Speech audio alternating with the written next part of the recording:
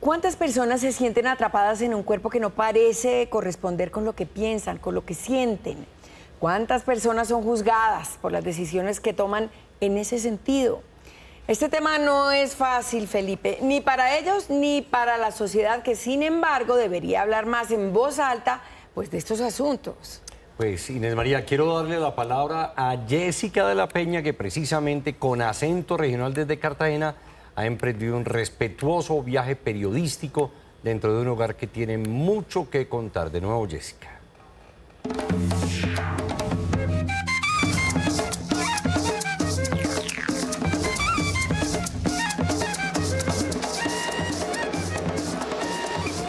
Por supuesto que no es nada fácil hablar de estos temas, mucho menos es fácil pedirle permiso a una persona para que hable de esos detalles tan íntimos, pero creo que hoy en día, en el mundo en el que vivimos, en la sociedad que vivimos, es profundamente necesario hablar de esto. Así que con mucha empatía y mucho respeto emprendí este viaje para contarles la historia de estas dos personas que lo han enfrentado todo precisamente para defender esto que hemos llamado el derecho a ser lo que somos. Nuestro especial a partir de hoy de Noticias RCN, y comenzamos con la historia de María José.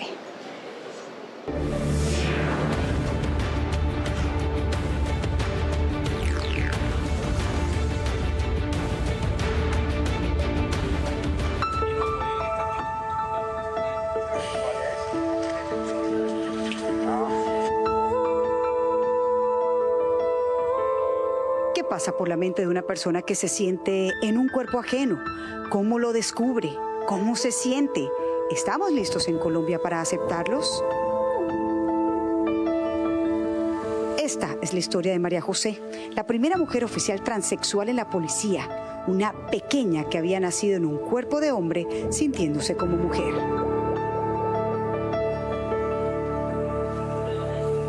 Cuando yo estaba chiquita, digamos que el acceso a internet o el acceso a la información era muy limitado. Entonces, digamos que como tal no podía conocer qué era ser una persona trans porque no era un término que estuviese de dominio público, de muy fácil acceso. La mayoría de mis amiguitos deseaban, no sé, estar jugando en la selección Colombia, ser Goku, convertirse en Super Saiyajin, y en mi caso mi único deseo siempre era acostarme a dormir y despertarme siendo una niña. No tenía la edad para entender lo que le pasaba y aún así siguió investigando hasta que un día, por fin, encontró una respuesta. Ya a eso de mis 13 años más o menos, en mi temprana adolescencia, investigando temas del colegio, encontré el término trans, pero en ese entonces digamos que el tema de la transexualidad aún estaba patologizado. Entonces la información que yo encontraba era como si eso fuese una enfermedad. Entonces, por un lado, pues yo me sentía culpable porque pues la sociedad, la ciencia, para ese momento de la historia, me hacía sentir como si yo fuera una enferma, pero al mismo tiempo me sentía bien porque veía que no era la única. Y cuando tú sientes que no eres la única en el mundo que está sintiendo esto, tú dices, bueno, no estoy tan loca después de todo. Imagínense por un momento qué puede sentir un niño que piensa que su existencia es una enfermedad para el mundo. Cuando dijiste, bueno, esto puede ser una enfermedad, ¿no te asustaste? Primero es la duda, luego la culpa de ¿yo por qué soy así? Luego rabia de yo no debería ser así. Luego empiezas a sentirte culpable, es como más o menos el mismo proceso del duelo, pero es un duelo a ti misma.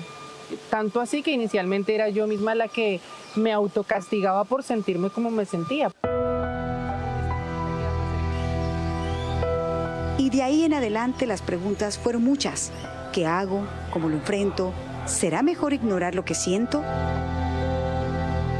Pues también yo trataba de jugar el papel. Yo también trataba de encajar porque lo que menos quería era estar expuesta al bullying, a los comentarios, de pronto al juicio de las demás personas. Entonces, si tú me veías físicamente, yo era un niño, pero era un niño de pelo largo, digamos que me escudaban que era rockero, de que era así como muy hippie y toda la cosa, pero digamos que era una forma como de ocultar o de hacer válido algo que la sociedad y mi familia me habían hecho entender que no era correcto.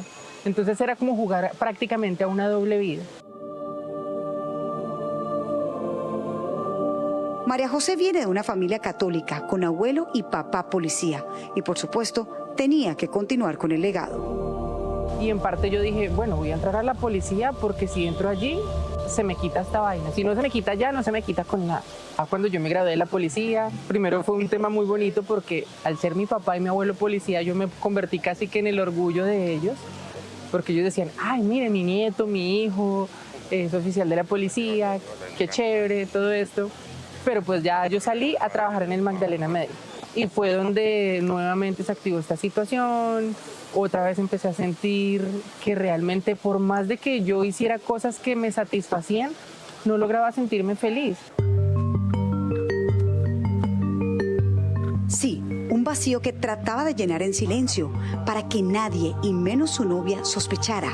Hasta que un día ella me descubrió unas fotos en mi teléfono, una BlackBerry en ese entonces, en las cuales pues yo estaba vistiendo ropa femenina. Entonces yo llegaba, me vestía, me apreciaba frente al espejo y más confirmaba realmente de que eso era el camino que estaba dibujado para mí en el destino. Y pues evidentemente yo no tenía ropa en ese momento, entonces utilicé la ropa de mi exnovia. Yo a ella le expliqué y le dije, oye, mira, lo que pasa es que yo siento esto desde que soy chiquita, o sea, realmente pasan estas situaciones y yo estoy en un proceso y pues, voy a cambiar.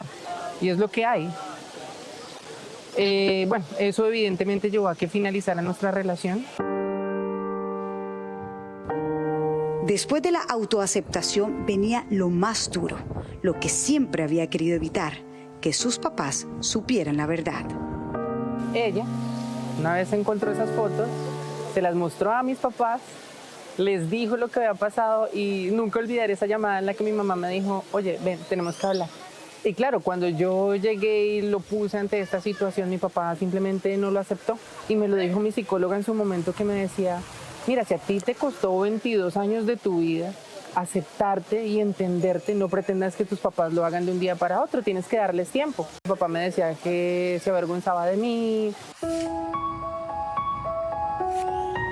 Después de esa tormenta que la arrolló, empezó su transición. Salió de la policía, cambió su documento y sin pensar quiénes estaban de su lado, le dio una oportunidad a lo que siempre había albergado en el corazón. Biológicamente la tuve fácil, porque digamos obviamente hay personas trans que tienen rasgos demasiado marcados y por más hormonas o cirugías que se hagan, siguen siendo visiblemente muy identificables. Y digamos que el ser identificable o no se convierte prácticamente como en una estrategia de defensa. Entonces, digamos que también he sido suertuda en ese aspecto de que pues paso desapercibida. Si tu condición es diversa, es como estar condenado a ser excluido. Las oportunidades laborales son escasas.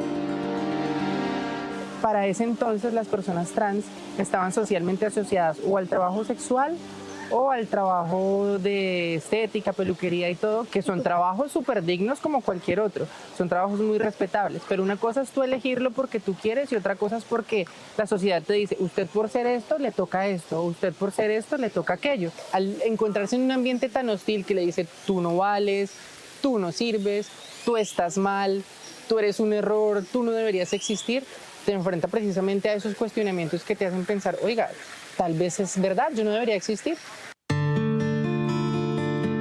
Cuando ella se decidió a vivir de la forma en que lo sentía, empezó a ganar batallas.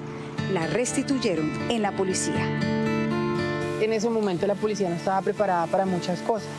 La policía en la que volví, la policía en la que estoy hoy en día es una policía en la que tú ves mucha más participación de las mujeres en general. Ahora sus padres también están de su lado. Siento que uno en la vida no tiene que cargar a las demás personas con el cómo tienen que ser, sino aprender a amarlas como son. Y al final hoy en día mis papás me dicen algo que para mí es invaluable, que me dicen, a mí me hace feliz que tú seas feliz.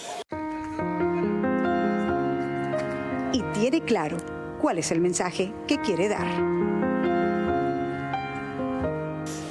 Respetemos, entendamos. Así como tú tienes derecho a vivir tu vida bajo tus propias normas y bajo tus propias reglas, deja que las demás personas busquen su felicidad. El error número 1 es creer que la felicidad es un concepto único. Y no, la felicidad para cada persona puede ser algo diferente.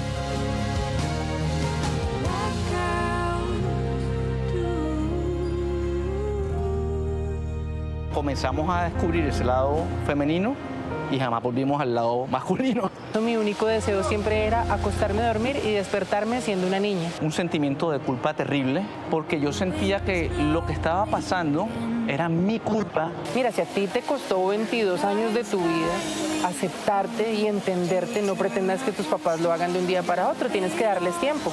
You are who you are. Eres quien eres. Todos en este mundo caben. Y es sacarse ese chip de entender que hay familias en las que no hay un hombre en la relación. Nada nos cuesta decir, no te entiendo, nada, pero si eres feliz, sé feliz. El derecho a ser lo que somos